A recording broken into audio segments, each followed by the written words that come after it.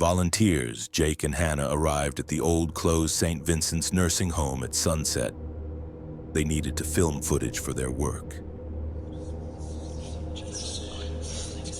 The small brick building stood on a hill, its windows boarded up with plywood, a sign hanging limply above the entrance. It smelled of wet leaves, iron, and something sweet like medicinal syrup. Jake took a tripod and a bag of batteries out of the trunk. Hannah checked the microphones and shook a pack of batteries. "We'll film the introduction at the door," Jake said. "Then we'll go inside for an hour maximum. If the fire alarm goes off, we leave." "Nothing works here," Hannah replied, looking at the darkened glass of the front door. The electricity was cut off after the fire. The lock was gone, the door was open, someone had been in before them. Inside the hall was bubbling linoleum, a nurse's station, a bulletin board with a faded schedule. Evening gymnastics, 6 o'clock. Next to it was a bulletin board where the printouts had melted from the humidity. Someone was congratulating Mr. M on his 90th birthday. On the wall hung a nurse call panel, a rectangle with rows of square lights and room numbers. "Look," Hannah turned on her headlamp. "The call system." No power. They walked on. In the hallway of the long-term care unit, wheelchairs stood along the walls covered with sheets as if asleep. In some rooms, nameplates remained on the bedside tables. Eleanor P., Mary Ann. Next to the beds were red emergency call cords stretching to the wall in the bathroom. The fire started in winter. Jake read the report, conflicting statements, smoke in the ventilation system, faulty doors. He printed out the archive record of the incident and put it in his backpack. 22 entries, room numbers. Hannah didn't want to look at it. She said it was too documentary, but she asked for a copy. She folded it in half and hid it in the inside pocket of her jacket. "Let's start here," Jake suggested, pointing the camera at the reception desk. "One shot, then footage of the corridors. You'll be the voiceover." "Okay," she began. "We are in the abandoned St. Vincent's nursing home. It was closed in 2022. There was a fire here." The voice in her headphones was steady, without a tremor. At that moment, there was a click somewhere in the wall. Again, a little closer, like a switch. Hannah fell silent and turned to the panel. The first light bulb flickered dimly, as if from deep within. 12. The square on the emergency call panel lit up pale red and flickered, sometimes brighter, sometimes dimmer. Then 15. The chain continued with 19. "Do you see that?" Hannah whispered. "We have no power." Jake automatically glanced at his watch. A quiet bell rang, not electronic, old mechanical with the sound of a thin spring. Somewhere in the hallway, a small light above the door flashed. 12. Then another one. 15. The red rectangle above the door frame lit up and began to pulse slowly. "Maybe it's the generator," Jake said. But the words sounded silly. Generators hum. Here, there was complete silence. They went to 12. The room was almost empty. A metal bed, a plastic stand for an oxygen tank, and a glove box on the wall, swollen from dampness. There was also a red emergency call cord hanging down to the floor. It swayed slightly like a spider web from an invisible movement of air. On the nightstand lay a brochure titled "Reading Psalms for the Elderly." Next to it was an empty picture frame. It smelled of wet fabric and something sweet and cloying, melted jelly. Above the door, the call light continued to glow dimly. On the list, Hannah took out a folded sheet of paper and shone her flashlight on it. Room 12. Mr. Samuel R., 89. No data available. She paused. The sheet trembled slightly in her fingers. "Let's move on," Jake said softly. In 15, a walker with rubber tips lay on the floor. One of them melted and flattened like caramel. On the bed was a half-burned memory box, birthday cards, a small rubber duck. a ticket to the 1963 school holiday. Hannah touched the ticket. The paper crumbled. The light above the door of 15 came on, then went out. It jumped to 19. At the end of the corridor, someone pulled the emergency cord in the bathroom. The sound was recognizable, like a bicycle bell. 3 squares lit up at once on the panel at the post, 19, 20, 24. The red windows pulsed in unison. "Why these ones?" Jake asked. Why not in sequence?" Hannah silently unfolded the sheet of paper. She ran her finger along the lines. She took a breath. They matched the numbers on the list. The ones who didn't come out. The words hung between them like a cord. They moved toward 19. Inside was a table with a cup for dentures, an empty nightlight with a broken shade, a striped blanket. On the floor were tire marks, old ones pressed into the linoleum forever.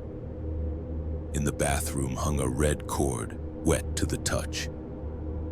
Beneath it was a reset button that no longer existed. The walls of the shower were covered with black stains from the pattern of water running between the tiles. The bell rang again, closer. The panel at the post crackled quietly. The lights flashed on and off as if someone were responding to them in time.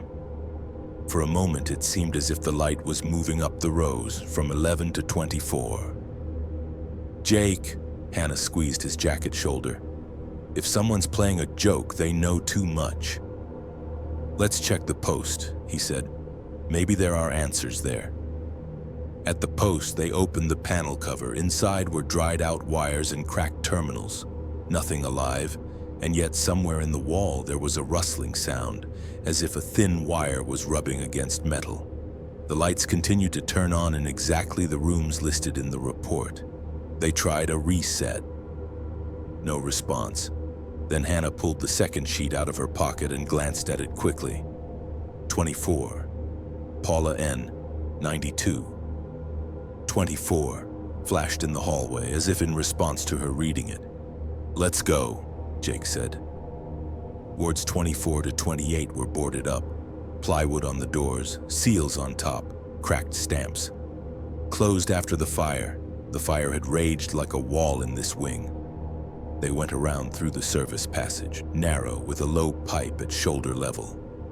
Somewhere below there was a gurgling sound as if a drop had fallen into an empty well. Room 14 looked different. Charred spots on the ceiling looked like branches. The bed was pushed up against the window with strips from the SVU for lifting the patient on the backrest. The straps darkened. On the nightstand were glasses with one arm missing, the chain hanging like a string. Above the door, the call light was on. "Paula's not here," Hannah said with her lips, as if the opposite could be expected. "She's in the report." 16 lit up in the hallway, then 18, and again 12, 15, as if someone were walking in a circle, pulling the cord so they could be seen. "They're calling," Jake exhaled. "Or showing." "Where?" Hannah looked back at the station. "The rhythm seems to lead to the left wing." The left wing was the one with the scorched ceiling and walls silvered with fine black dust. It smelled different there. Not just like smoke, but something animalistic, sour. Name cards, plastic spoons, a melted pen, and a thick exercise band lay scattered on the floor. There was a trash can by the wall. At the far end of the corridor, the same lamp 21 flashed on and off. There was no such room on their list. They approached closely. The door sign read "Temporary Storage" in black pen. Inside was a laundry room. Metal shelves, bags of gray sheets, 2 old mattresses on the floor propped up against each other as if someone had tried to reinforce the door with them. Another remote control hung on the wall. A local one with 4 lights and a metal reset button. The wire to the remote had been cut, and yet the bed 2 light was still on. "I'm taking it off," Jake whispered. "That's impossible." At that moment, the emergency cord was pulled somewhere nearby. The sound did not come from the pipe or the wiring. Rather, it came from the air. as if someone had sharply strummed a taut string, and immediately the entire row on the main panel lit up. They lined up 12, 15, 19, 20, 24, 26, 28. Between them flashed an empty cell, no number, just a blurry red square. "It looks like," Hannah faltered, "an evacuation order." In room 16, something clicked under the bed. They looked under it and found a plastic call button with a red button covered in soot. Next to it was a white bracelet with a surname. Hannah picked up the bracelet.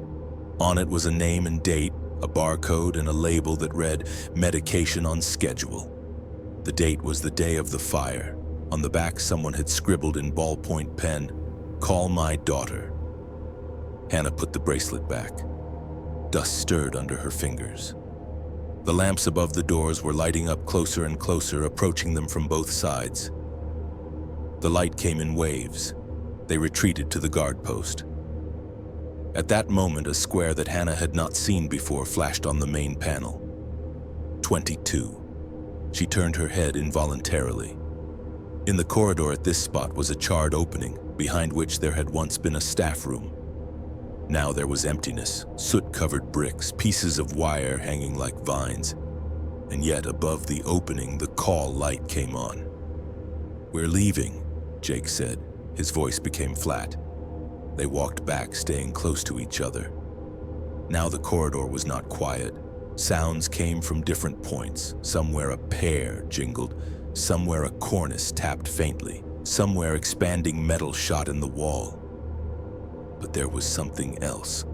A rustling sound, like dry footsteps in soft slippers.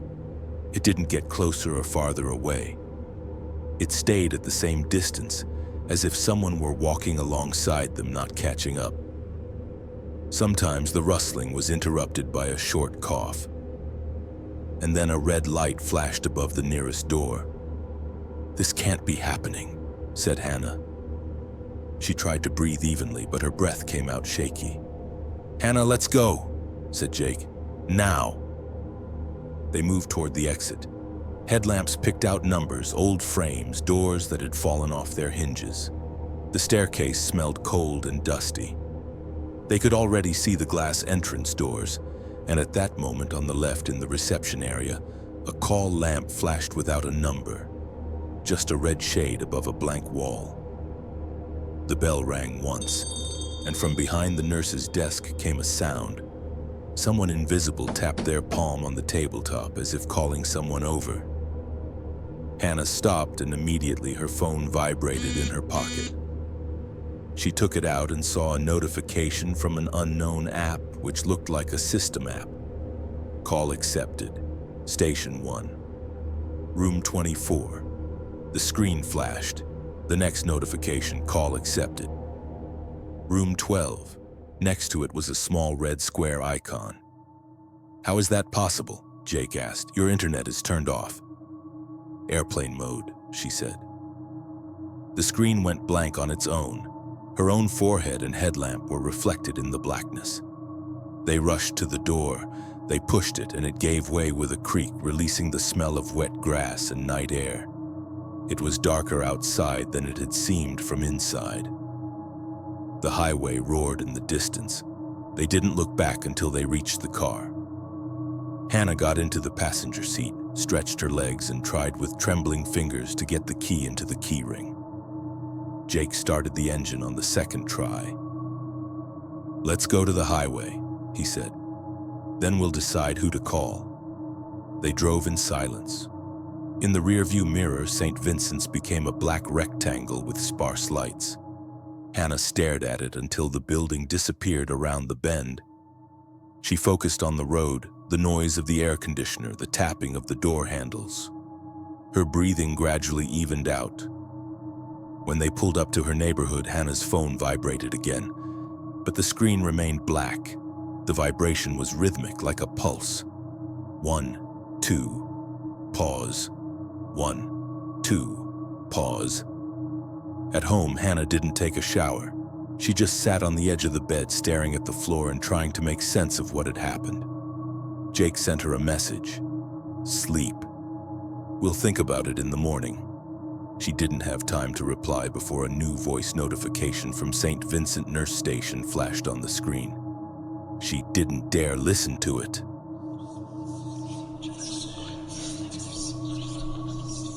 The friends arrived at the abandoned psychiatric clinic as the sun was setting behind the horizon, and the broken windows of the empty building looked like black eye sockets. A sign reading "No Entry" hung crookedly on a wire, as if someone had already tried to tear it down. Tyler waved it off. "It was decommissioned 10 years ago, relax." Mia pulled up the collar of her hoodie and tucked her head in. Lauren nervously fiddled with the strap of her backpack. Ethan silently shone his phone on the cracked concrete at the threshold, where old bitumen had frozen in drops. Tyler looked at the clinic's floor plan on his phone. The smell of dampness and metal hit them as soon as they crossed the threshold. Inside, the corridor stretched far into the darkness. The tiles were peeling and patient catalogs, flat masks with elastic bands, dressing trays, and empty vials lay scattered on the floor. The wind blew through the empty rooms, rustling old paper, and every rustle sounded like footsteps. They spoke in whispers even though there was no one around. "Look," Lauren said, "there are still beds here." In the half-open ward stood iron beds with mattresses tied down with straps. Dust lay in an even layer.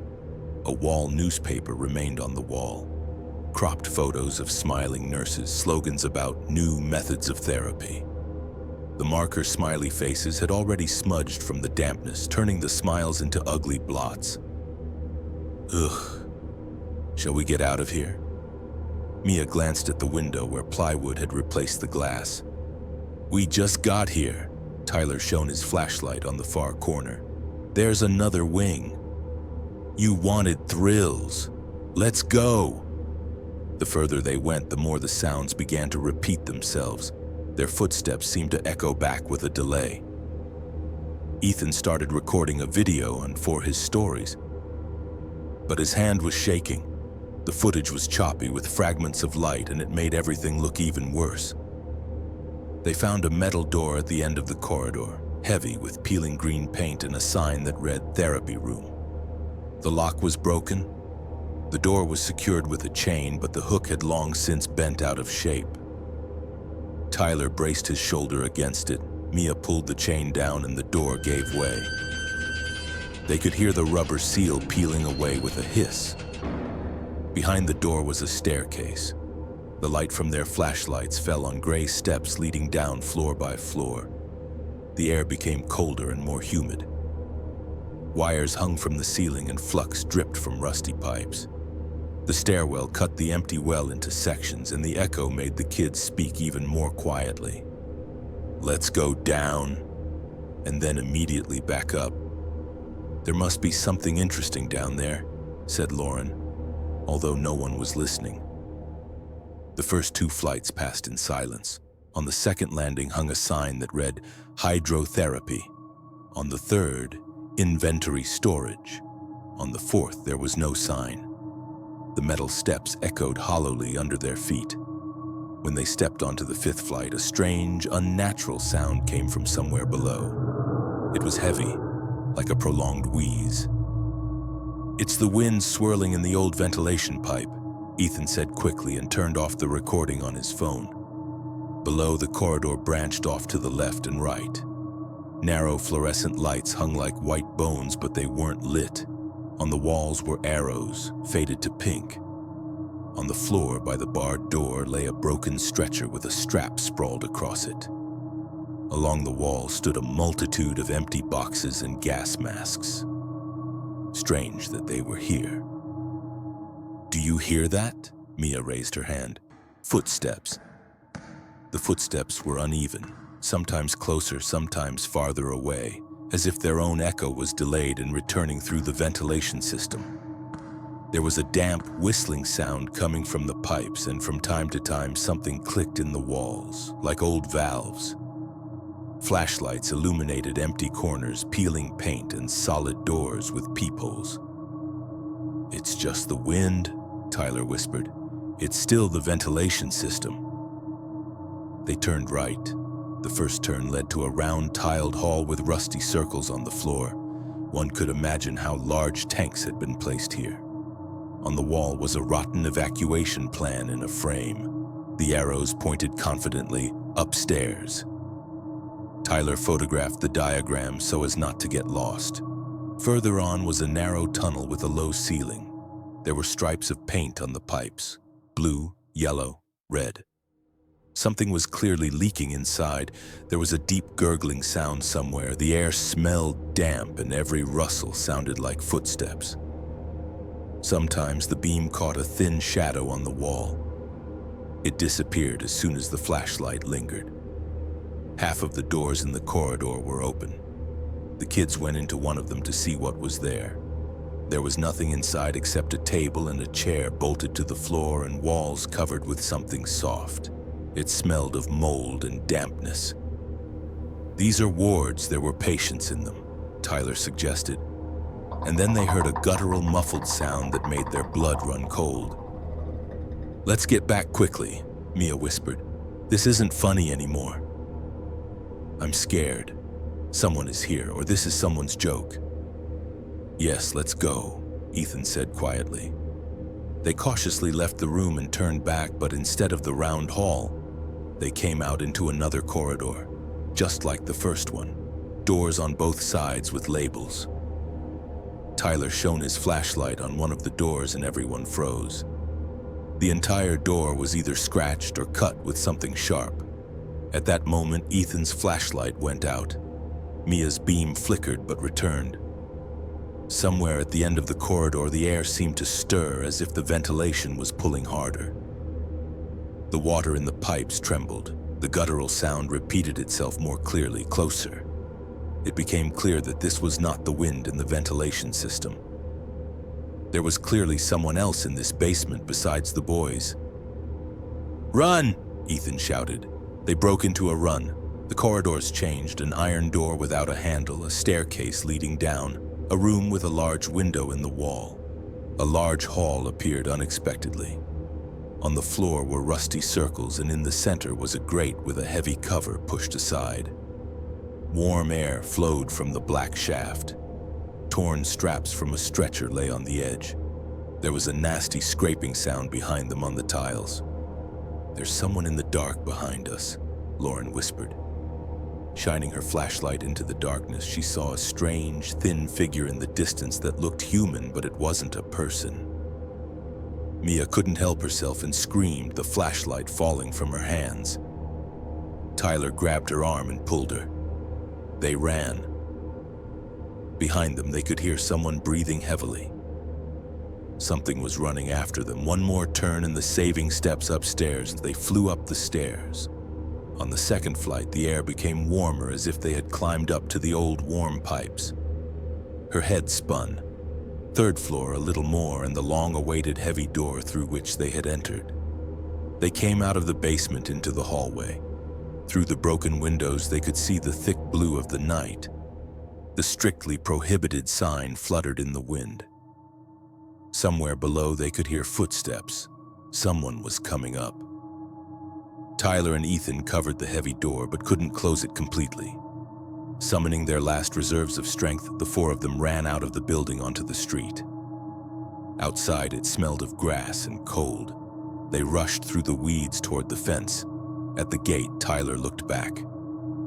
In the window they had just run past, there was a tall, elongated silhouette.